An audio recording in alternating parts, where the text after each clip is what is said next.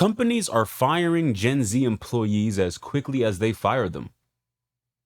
According to a report by the education and career advisory platform Intelligent, it found that 1 in 6 employers were reluctant to hire Gen Z workers because of their reputation for being entitled and easily offended.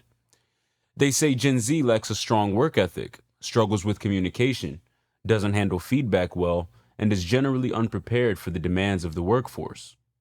Around 6 in 10 companies included in the survey reported firing a recent university graduate they hired this year. Cited reasons included a lack of motivation from the employees, lack of professionalism, and poor communication. They also reported that some of their Gen Z workers struggled to manage their workload, were frequently late, and did not dress or speak appropriately. They reported a heavy reliance on parental support during their job research, with over 70% admitting to asking their parents for help in the job search process, and another 25% who brought their parents to interviews and asking their parents to submit job applications and write resumes for them. Wei Nguyen, Chief Education and Career Development Advisor of Intelligence, says many recent college graduates may struggle with entering the workforce for the first time, as it can be a huge contrast from what they are used to throughout their education journey. They are often unprepared for a less structured environment, workplace cultural dynamics, and the expectation of autonomous work. It should also be noted that Generation Z is generally considered to be the unhappiest of all of the generations, both generally and in the workplace, with 1 in 4 Gen Z employees reporting being unhappy at work.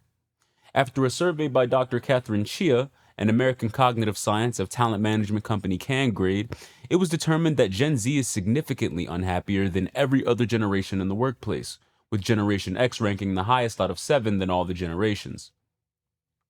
The Mental Health Million Project, started in 2020, reported that Gen Z had alarmingly low mental well-being rates that are likely due to the major disruption to education by the COVID-19 pandemic.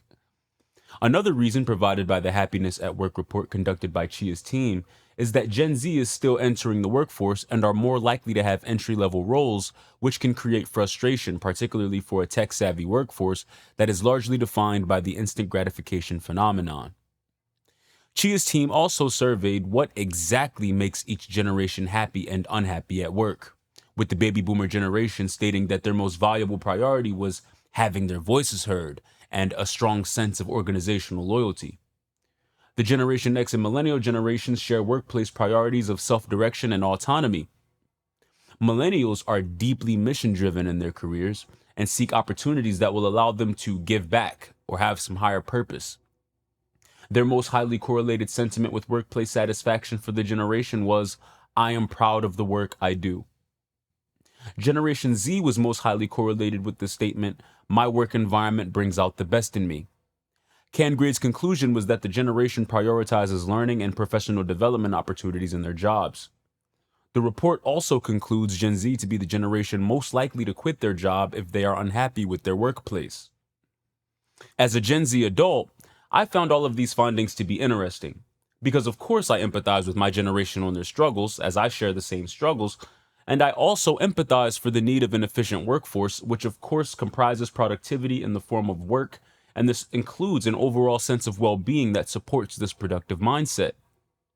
It is clear that the older generations, millennials, Gen X, and baby boomers, do not know how to deal with Gen Z, considering not only the drastic strides that have been taken to survey and mitigate the problem, but also in the evidence that shows that each of the prior generations are pretty similar in their attitudes toward the workplace and in turn the social environment.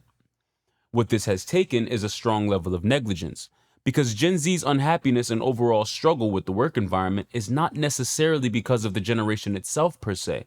We must consider that Gen Z is the last generation of each of these generations, and thus is the product of all the generations preceding it. It should be noted that both of these studies are ultimately represented by college graduates, which means that to some extent, each of the individuals who were surveyed have some sense of the history that has transpired in recent times, and thus has some level of understanding of how we got to where we are today and why things look the way they look, although we may not outwardly express or effectively articulate our thoughts regarding how Gen Z by default winds up being the oddball of the generations. In the intelligence study, employers emphasize that some of the top qualities they are looking for include initiative, a positive attitude, real world experience, having an appropriate social media presence, and avoiding political discussions. Wee Nguyen said that recent graduates starting their first job should demonstrate professionalism, not by conforming to outdated norms, but by being respectful and committed to their work. Holly Schroth, senior lecturer at the Haas School of Business at the University of California, Berkeley, explained that Gen Z's focus on extracurricular activities to boost their college competitiveness rather than gaining job experience has led to unrealistic expectations about the workplace and how to deal with their bosses. Schroth is quoted saying they don't know basic skills for social interaction with customers, clients, and coworkers, nor workplace etiquette. It is up to the company to properly onboard the employee and give ample training. In addition, the boss needs to act as a coach as well as a manager. Nguyen also remarked, although they may have some theoretical knowledge from college, they often lack the practical, real-world experience and soft skills required to succeed in the work environment. All of these statements are ironic because Nguyen also stated many recent college graduates may struggle with entering the workforce for the first time, as it can be a huge contrast from what they are used to throughout their education journey. They are often unprepared for a less structured environment, workplace cultural dynamics, and the expectation of autonomous work. It is ironic to say that Gen Z is unprepared for a less structured environment because we were indoctrinated from at least high school per programs that were advocated by the prior generations that the professional world is a serious place where much will be demanded of us. And then, upon reaching the work environment, to be told that we are apparently looking too much for work to do, that we take the job too seriously, is a detriment to our workplace attitude. Like, this is a notch against us. And even still, to say that hiring managers are looking for initiative, but that we are also asking too much of our employers for professional development opportunities. How about in the midst of this, so many of the efforts that have taken place in the form of diversity, equity, and inclusion, like forcing through women's employment, which, by the way, has had a drastic reduction in expectations, such as in the security field, which I have worked much recently, where female employees are allowed to sit down in their cars and be off the post because of safety reasons, when our job is supposed to be keeping the environment safe. It is incredibly ironic for employers to make the assertion that we should avoid political discussions when the entire workforce has been politicized. In fact, the very notion that there is all this attention being directed toward which generation we belong to is political in itself. When looking at the Happiness at Work report by Dr. Catherine Chia, it is clear to me that Gen Z was predominantly responding from a place of understanding that the work environment is a collaborative machine that is supposed to work together to achieve goals, which includes by preparing the employees for the culture sufficiently and how to deal with one another, crossing those certain cultural and social lines. To say my work environment brings out the best in me is to say that Gen Z is of the understanding that the point of being in professional environments is to be developed professionally, which is a holistic development, not just in landing the job and being fed tasks to do, but also, for example, in receiving proper mediation or feedback when engaging with coworkers. It is obvious that different people come from different backgrounds and circumstances, but it is not obvious how to deal with the social and cultural environment that breeds and advocates for a victim mentality and meddles so much in the psychological realm. The true entitlement lies within the prior generations who, in contrast to what Nguyen said, do absolutely feel that there is a steady way of being to conform to in order for Gen Z to be successful in the workplace.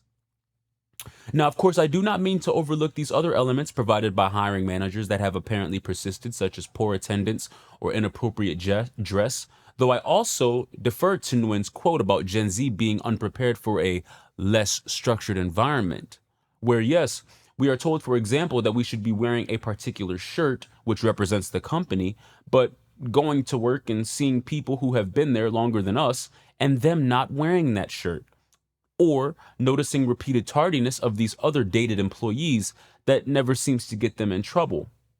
The workplace and social environment is highly inconsistent, and considering what I have witnessed is that most people who are consistently able to break the rules are able to do so because they have whether negotiated with their excuses for entitlements or by simply being rebellious and the administration simply ignoring or overlooking it for whatever their reasons may be. There is an overwhelming lack of consistency and integrity in our workplace and social environments, which in general is breeding Generation Z to be the same way. And in the meantime, an overwhelming lack of intergenerational communication, which doesn't acknowledge the political state of everything, because it does play an irrefutably significant role in why things are the way they are today, in hopes that we would just sweep it under the rug, will only breed more frustration and chaos in the future. Conversations like these in their public and private forums would help tremendously for Gen Z's growth, which is what we are asking for. Instead of these other deflective tactics like appointing chief happiness officers by companies like Google and Spotify, which purport to be there to solve the problem, but take the same detached position that everyone else in the previous generations have been taking toward the real problems that clearly become more and more grave with each passing day. The older generations admit that it is much harder in the current times to make progress than it was when they were our age. But it is clear that the empathy does not translate. And I definitely don't think it's necessary to put it in the form of more frequent breaks or emotional coddling, but definitely in the form that Gen Z is asking for, which is a more transparent and honest conversation about the political state of the country, and also proactivity in terms of how people want to be spoken to, instead of taking offense at how Gen Z culture is while claiming that Gen Z are the ones who are entitled. Or maybe I'm wrong, and Gen Z is more wrong than I think it is. Let me know. Do you think that it is appropriate or necessary to have necessary conversations to gain a deeper understanding of each other's culture and perspective on the state of our social environment? Do you have other solutions for the generations to deal with the workplace environment, or do you think it's just fine as it is? Be sure to like, comment, subscribe, and follow if you enjoyed what's being discussed here. I've been getting rich, yeah. I've been getting rich. I've been getting rich. I've been getting rich. If I took your flow, well then it's my bad, but you niggas mediocre.